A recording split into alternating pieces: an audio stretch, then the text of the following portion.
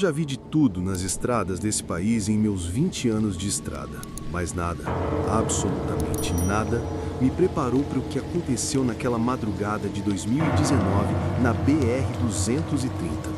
Não foi assalto, não foi acidente, foi algo muito pior. Acordei com um homem sentado no banco do passageiro do meu Volvo, parado no acostamento escuro, e ele não era dos vivos. O que parecia ser apenas mais uma noite de trabalho se transformou no pesadelo que me fez questionar tudo o que eu pensava saber sobre as estradas que percorro. E hoje vou contar cada detalhe dessa história que mudou minha forma de encarar a solidão da madrugada. Era por volta das 3 da madrugada.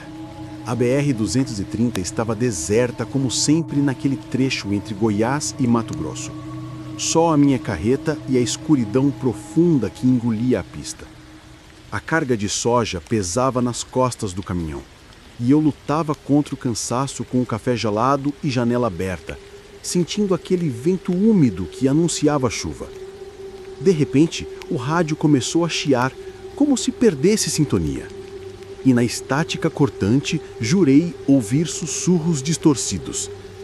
Pensei que era efeito da exaustão, até notar no retrovisor os faróis vazios de um veículo que parecia me seguir a quilômetros, sem jamais se aproximar. A tensão cresceu quando percebi que não havia placas naquele carro, apenas trevas sólidas onde deveriam estar os vidros. E foi nesse clima de apreensão que decidi parar no próximo acostamento, sem imaginar que aquela seria a pior decisão da minha vida. O motor começou a falhar de forma estranha assim que parei no acostamento. Não era o barulho habitual de um problema mecânico, mas algo entre um gemido abafado e um rangido metálico, como se algo estivesse se contorcendo no motor. As luzes do painel piscavam em padrões caóticos, iluminando brevemente a cabine com um brilho amarelado e doentio, enquanto eu tentava em vão religar o contato. O rádio, que deveria estar desligado, sussurrava fragmentos de uma música antiga que minha avó costumava cantar. E foi então que senti um frio repentino, como se alguém tivesse aberto uma janela invisível. Minha mão tremeu ao pegar o celular, sem sinal, é claro.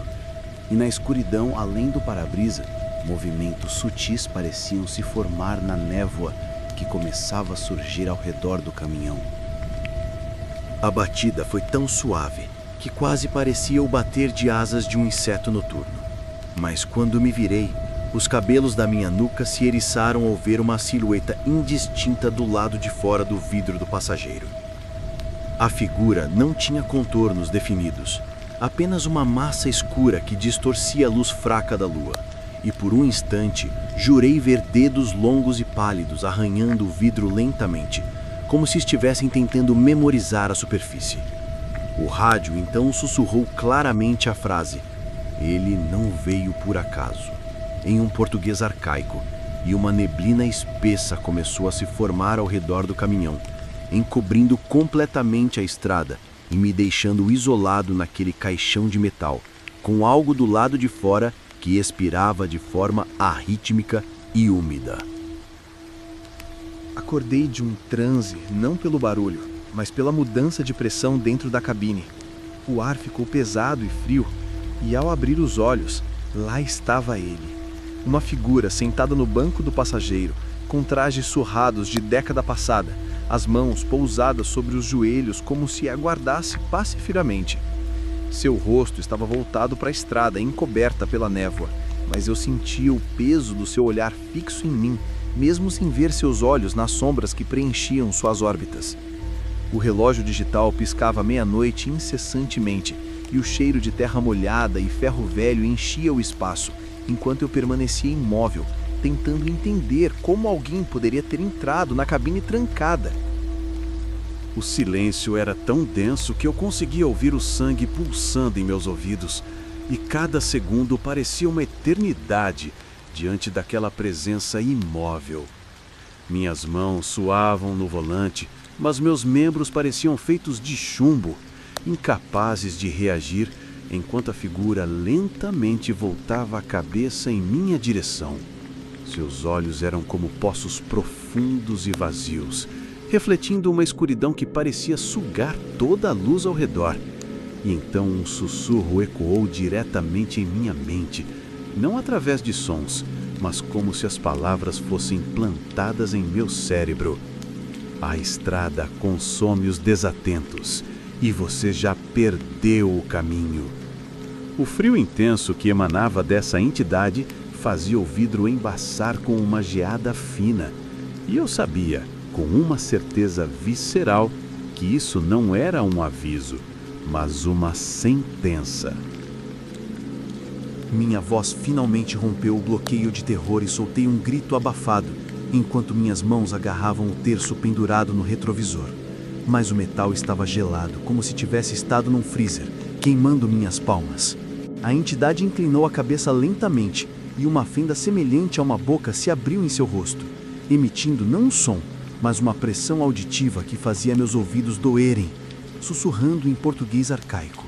A próxima curva será a tua sepultura se não abandonares esta estrada para sempre. O cheiro de enxofre e gasolina envelhecida encheu a cabine, e eu pisquei por um segundo. Quando reabri os olhos, o banco do passageiro estava vazio, mas o vidro embaçado mostrava claramente a marca de uma mão espalmada com dedos anormalmente longos, como se alguém tivesse tentado sair pelo vidro de dentro para fora. Minha reação foi puro instinto de sobrevivência. Engrenei a marcha com uma força quase desesperada. O motor rugiu como se estivesse possuído e a arranquei na estrada escura sem nem mesmo verificar os espelhos. A cabine ainda cheirava a enxofre e o volante gelado queimava minhas mãos, mas eu não olhava para trás, concentrado apenas na faixa amarela que serpenteava na escuridão. Só quando já estava a vários quilômetros de distância é que ousei olhar o banco do passageiro novamente. E foi então que vi, na palma de minha própria mão direita, marcada a ferro frio como se tivesse sido queimada, estava a mesma marca de 5 dedos alongados que havia ficado no vidro. A entidade não havia simplesmente desaparecido. Ela havia deixado sua assinatura em minha carne. Uma lembrança permanente de que nosso encontro não terminaria ali. A marca em minha palma ardia com uma dor surda e constante, como um lembrete pulsante do encontro sobrenatural. E foi essa sensação que me guiou até o arquivo público da cidade mais próxima, onde revirei registros antigos de acidentes na BR-230. Entre documentos empoeirados e microfichas, descobri a história de Almiro da Silva, um caminhoneiro que havia perdido o controle de seu veículo na mesma curva exata, em 1978, ficando preso na cabine em chamas por horas antes de morrer. Os relatos do legista mencionavam que suas mãos estavam fundidas ao volante e que seus dedos alongados foram a última coisa que os bombeiros viram saindo das chamas. O diário de bordo dele, parcialmente carbonizado, foi encontrado no local com uma entrada assustadora. A estrada me chama, e logo serei apenas mais uma alma presa no asfalto. Cada palavra que lia fazia a marca em minha mão latejar com intensidade crescente, como se Almiro estivesse se manifestando através da minha própria carne, e eu percebi com horror que nosso destino estava agora inextricavelmente ligado por essa maldição viária. A partir daquele dia, minha relação com a estrada transformou-se completamente.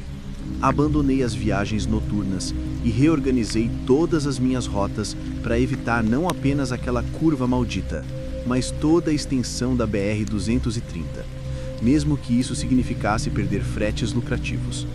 Instalei câmeras na cabine, levo amuletos de proteção dados por um pai de santo, e nunca mais viajo ser meu terço bento. Mas o mais perturbador são os relatos que outros caminhoneiros me trazem.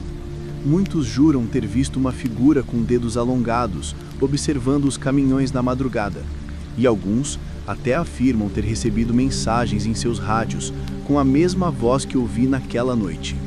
A marca em minha mão nunca desapareceu completamente. Ela arde sempre que chove ou quando me aproximo daquela região, como um alerta sobrenatural que me mantém vivo, mas também prisioneiro do medo que se instalou em minha alma de estradeiro. Agora compartilho minha história com outros caminhoneiros nos postos de combustível.